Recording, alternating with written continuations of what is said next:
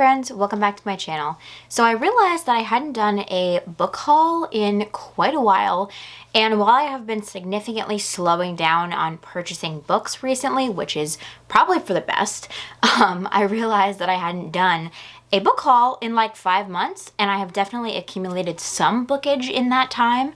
So I figured we'd just go back to basics and just do a little book haul. So without further ado, let's get into it.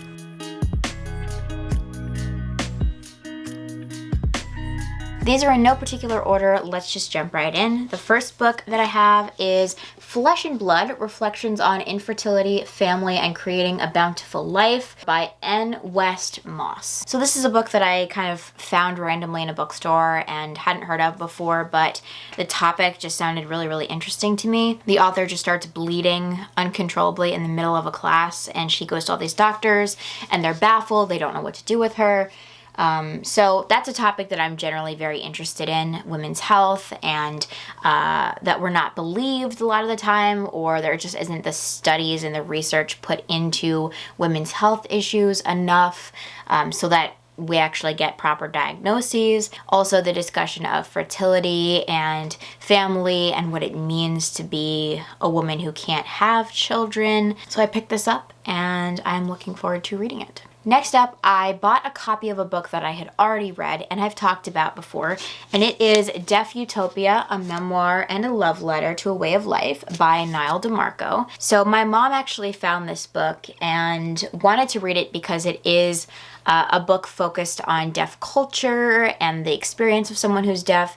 And my mom and I are both very interested in those topics because her and I both learned sign language, American Sign Language, and have practiced it for many years with each other, and we've taken classes and all of that. So it's a topic that's near and dear to us. And she found this and was like, oh, we have to read this because the amount of books surrounding deaf culture and the deaf community, not that many. So whenever we find one, we have to read it, basically. But she found this book and we both read it, and then we proceeded to watch the entire season of America's Next Top Model that Niall DeMarco is in. We watched Dancing with the Stars, the season that he's in, or at least clips of it.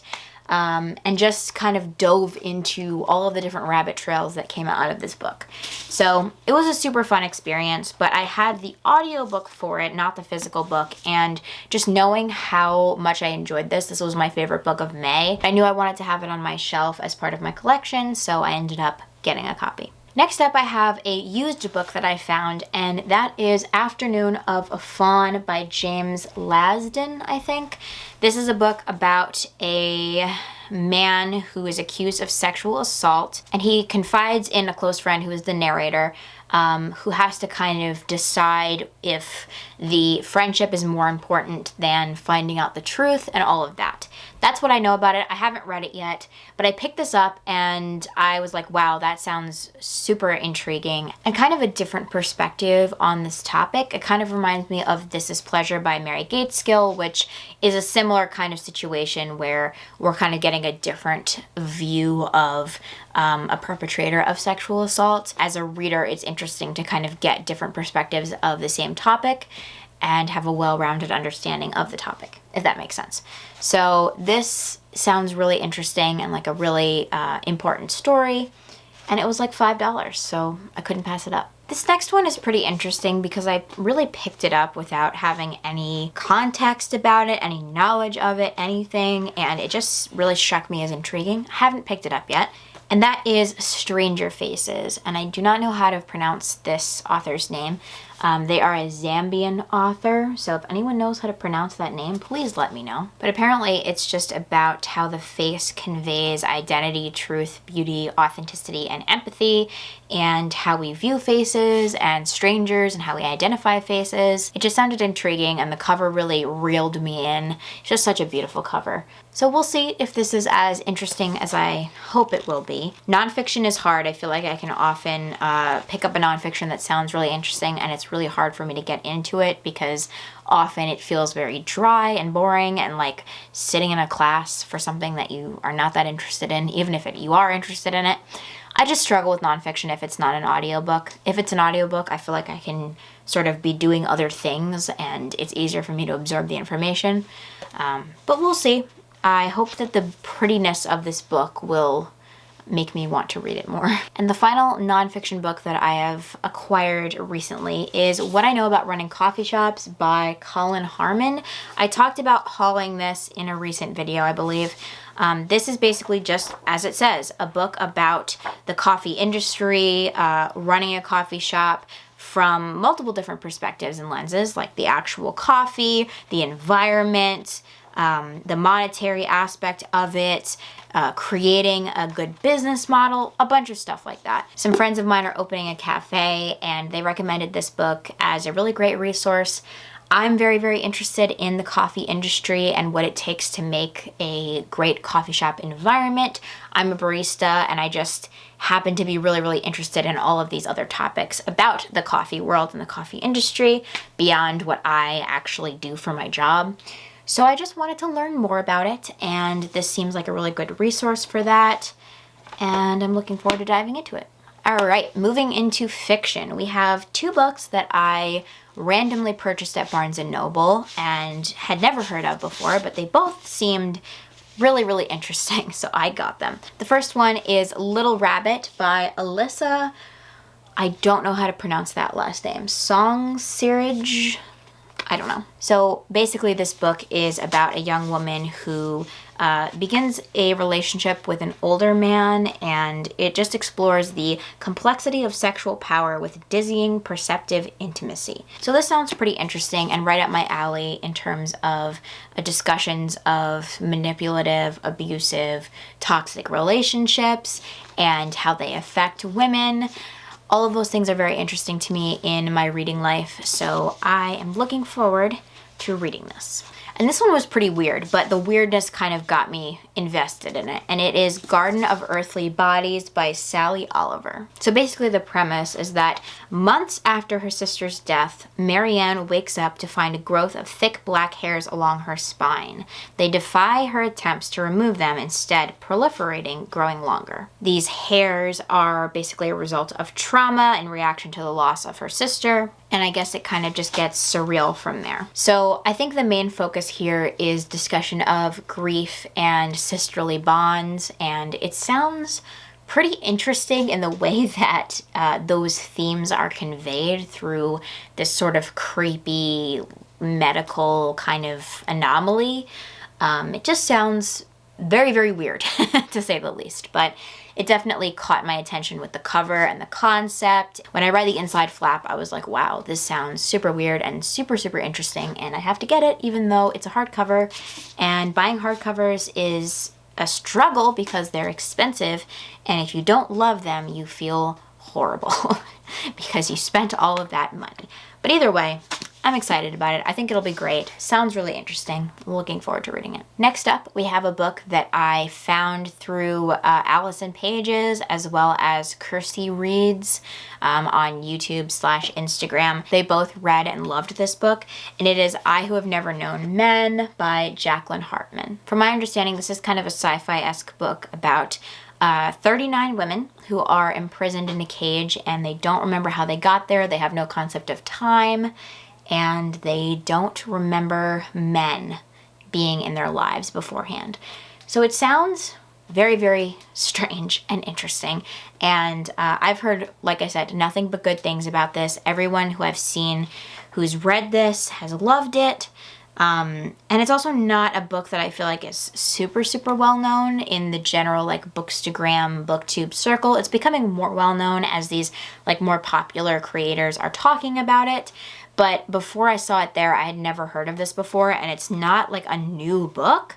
It's published in like the Vintage Classics edition. Let's see when it was published. It was published in 1995, so not super old, but old enough that you would think that we would have heard about it more. I'm looking forward to reading it. I think it might be a little dense just given the fact that it's, yeah, the pages look like this. It's pretty small, tight, and densely filled. But anyway, I'm looking forward to getting this one read. Moving right along to another pretty weird book from what I've heard. It is Peach by Emma Glass. So I read Rest and Be Thankful somewhat recently by Emma Glass, and when I finished that, I was very intrigued by her other work and really wanted to give it a shot. I haven't read this yet, but Peach follows a girl named Peach, presumably, who is kind of walking around in the aftermath of an assault, and apparently she has to take up some kind of gruesome tasks. It's a very slim book, even more so than Rest and Be Thankful, so it'll definitely be a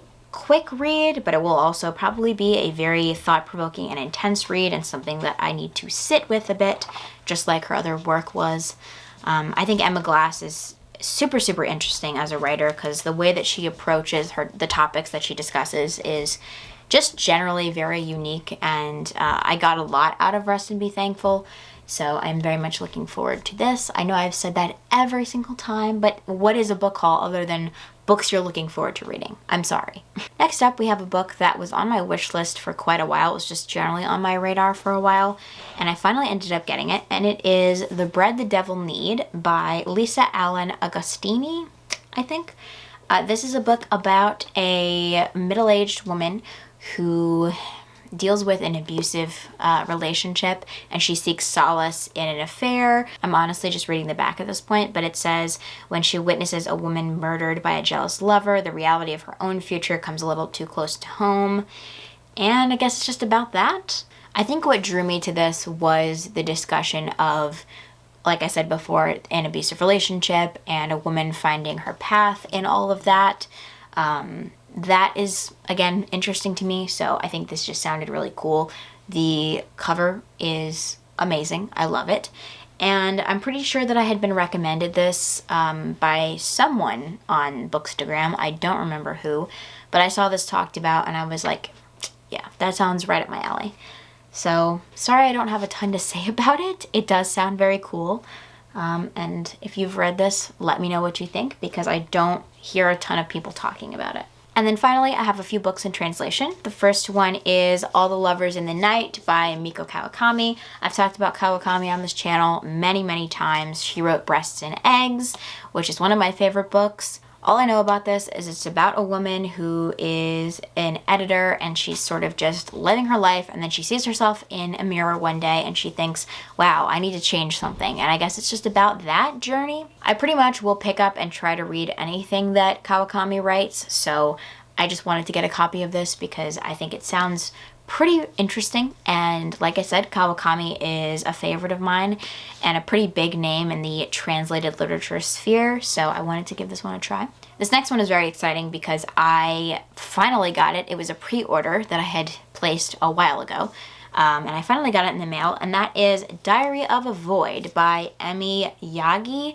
This is another Japanese translated work. This is about a woman who starts a new job, and in order to escape sexual harassment at her workplace, she decides to pretend that she's pregnant, and in reality, she is not. Just the concept of that sounds so intriguing to me. So I knew I had to pre-order this when I first read the description. It just sounded like something that was going to be right up my alley. So hopefully I'm going to be reading this month, but I am very excited about this. So glad to finally have this pre-order in my hands. This final book is the most exciting of all of the books because it is my first ever ARC.